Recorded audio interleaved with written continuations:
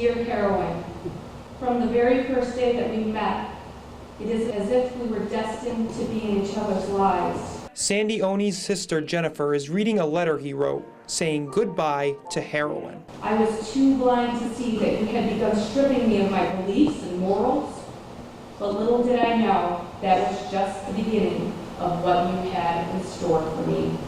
Sandy battled a heroin addiction for more than a decade, but lost that battle on July 12th at the age of 29.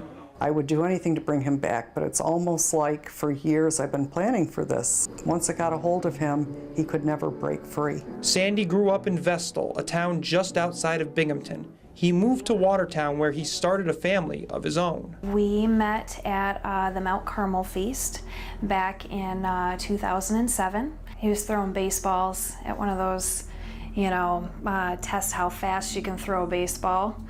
And I immediately wanted to know who he was. Sandy and Shannon had 2 sons together. They divorced in 2014, but she helped Jennifer and Rebecca with Sandy's treatment, including his last rehab stay, just 2 months before he died of a heroin overdose. He was very calm and very happy. That's why this is so devastating.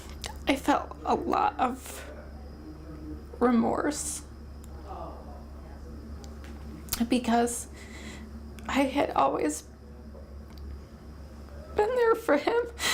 I had always helped him. I was never angry with him. When Sandy's sister and ex-wife found his goodbye letter to heroin, they knew they had to share the words of someone facing an incredible struggle. I don't think anyone would choose the sort of life that heroin gives you.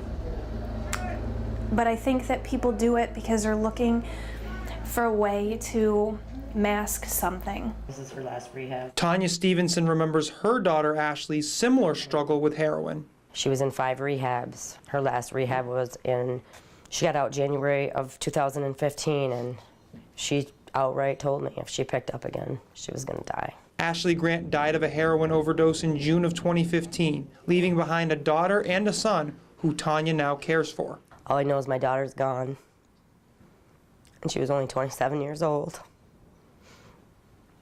with 2 beautiful children, and a family that loved her more than anything.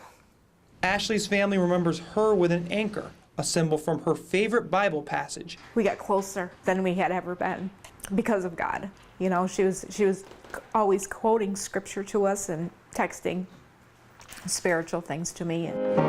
Both of these families hope discussing their experiences raises awareness of just how severe the opioid epidemic is throughout the Northeast. And I don't want my grandchildren going through life with the stigma that their mother was a drug addict, because she was a lot much more than a drug addict. She was a nurse, she was a loving mother, she was a loving daughter. They don't want to live like this. They want to be healthy. They want to be with their families.